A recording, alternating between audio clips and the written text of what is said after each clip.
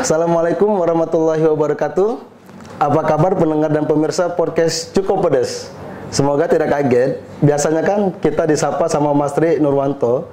Tapi di episode spesial kali ini, izinkan saya Trisno Rusli membajak podcastnya Palpres Official. Edisi kali ini sangat spesial. Timnya kita, podcast Cukup Pedes, mendapat kesempatan nge-podcast di markas Kodim 0405 Lahat. Episode kali ini, kita akan mengulik program apa saja yang sudah dikerjakan oleh Komandan Kodim. Oke Bang, kembali lagi dengan orang yang paling tidak benar ini. Abang kan sudah 2 bulan nih. Sudah 2 bulan di memimpin Kodim. Ya. 1 bulan terakhir sudah menghadapi program yang cukup luar biasa. TNI Manunggal Membangun Desa. Kalau bicara dengan TMMD itu kan biasanya sasarannya pasti sasaran desa-desa pinggiran. Karena memang kita membuka akses jalan seperti itu, Bang. Nah, untuk saat ini apa saja, Bang, progres dari kegiatan TMMD yang ada di Kabupaten Lahat ini, Bang? Kebetulan Kodim Lahat mendapatkan program TMMD 109. Kemudian sasarannya berada di Desa Tanjung Raman, Kecamatan Pendopo, Kabupaten Empat Lawang. Untuk sasarannya kita membuka jalan sepanjang 1020 meter, 1 kilo 20 meter. Kemudian kami juga di sana ada membuat tambahan untuk masyarakat sekitar, yaitu pembuatan pos kamling dengan pengecatan masjid yang ada di sekitar lokasi TMMD. Itu untuk sasaran fisik. Sasaran fisik. Nah, untuk sasaran non fisik seperti apa? Untuk sasaran non fisik kami ada beberapa pengarahan-pengarahan yang diisi oleh dari Pemda, kemudian dari kepala dinas yang ada di pemerintahan daerah, dan juga ada beberapa materi yang diisi dari TNI.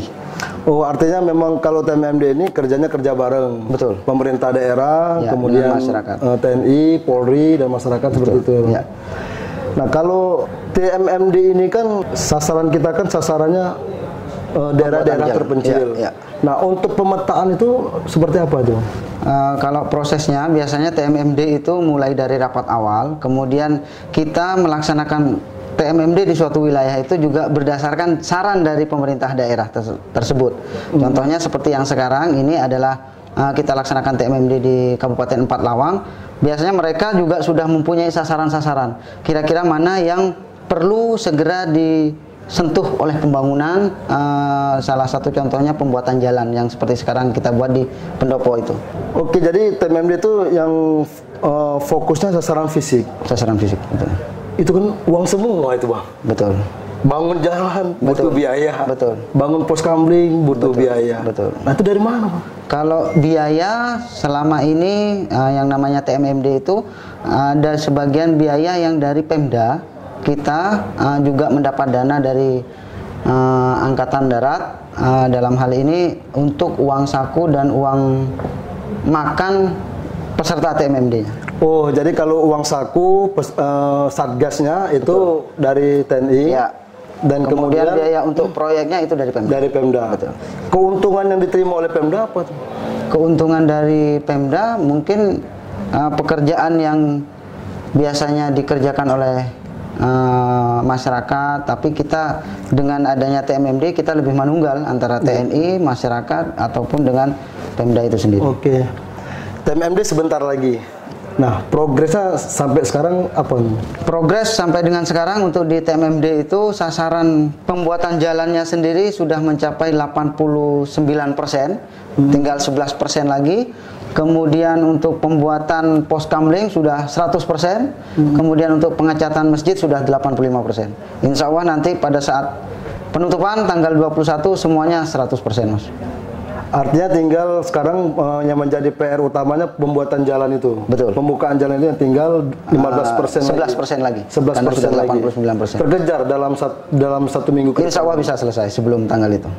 Jadi kerjanya seperti apa tuh? Kerjanya ya normal. Siang malam? Tidak, hanya pagi, dari pagi sampai dengan jam 4 sore. Dengan ada penambahan personil? Tidak ada, cukup personil dari awal sudah segitu. Yakin? Cukup? Selesai? Bisa. Serius selesai? Serius selesai. Sudah sering kita melaksanakan. Oh gitu.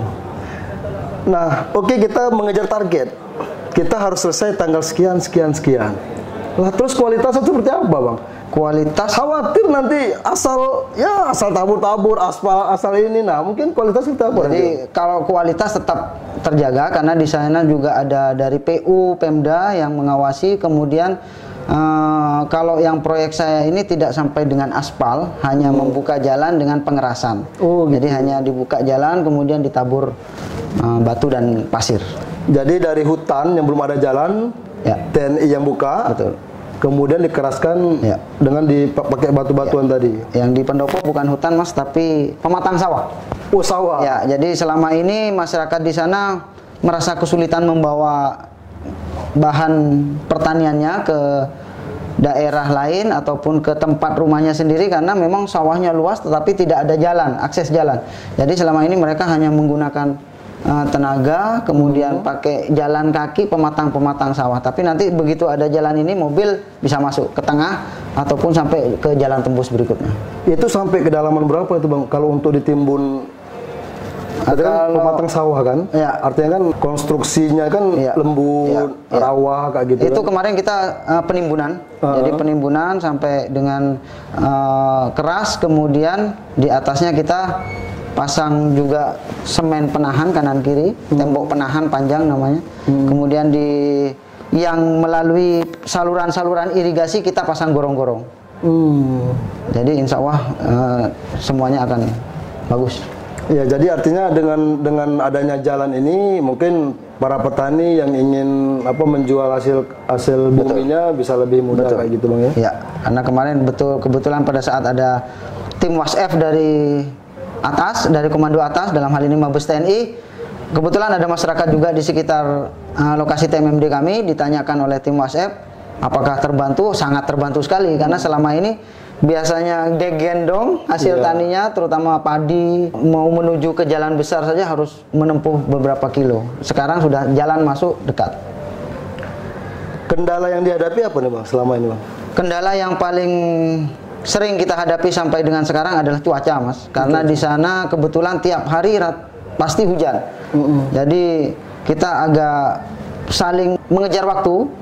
Begitu ada cuaca panas ataupun cuaca cerah, langsung kita kerjakan. Begitu hujan kan becek itu, Mas. Nah, itu kan kalau cuaca kan kendala yang tidak bisa diprediksi nih, Bang. Betul. Tapi Abang berani seminggu ini target selesai. Bisa, karena memang sudah tinggal sedikit lagi. Karena sudah tinggal 89% dan sekarang sudah tinggal 11%. Itu paling tinggal finishing saja. Oh, tinggal finishing. Jadi tinggal karena sudah tergelar semua. Keras mungkin sedikit keras, tinggal pasang batu-batuan kayak gitu. Betul. Oh, gitu. Keren, tadi memang belum terbuka 11%.